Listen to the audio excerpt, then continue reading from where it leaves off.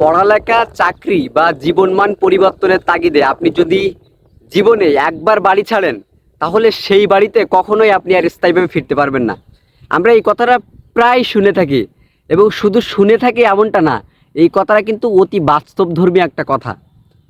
দেখবেন আমাদের বাসা বাড়িতে অনেক সময় অতিথি আসে, এবং সেই অতিথি হয়তো 2-5 দিন আমাদের বাড়িতে থাকে, এবং তাদেরকে আমরা অনেক বেশি আপ্যায়ন করে থাকি। তাদের যাতে যত্নের বা কোনো ধরনের ত্রুটি না হয় সেই ব্যবস্থার দিকে আমরা খেয়াল রাখি।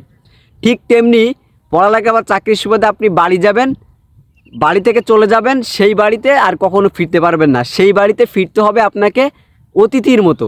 অতিথির মতো আপনি 2-4 দিন ঈদে, 2 ঈদে হয়তো 2-4 দিন করে আসবেন, এসে গ্রামে থাকবেন।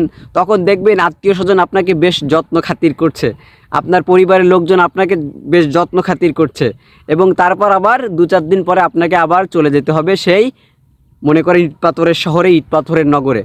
এই জন্য বললাম, পড়ালেখা সহ চাকরির জন্য যদি আপনি জীবনে একবার বাড়ি ছাড়েন, সেই বাড়িতে আর কখনোই ফিরতে পারবেন না।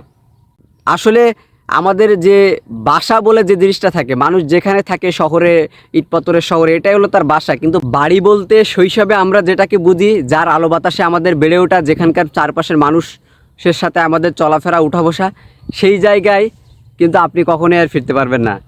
আপনি আসবেন অতিথির মতো, 2-4 দিন থাকবেন, এসে এখানকার পরিবেশগুলো আপনি অবলোকন করবেন, এখানকার মানুষের সাথে থাকবেন, আবার 2-4 দিন পরে আপনাকে চলে যেতে হবে ইট পাথরের শহরে।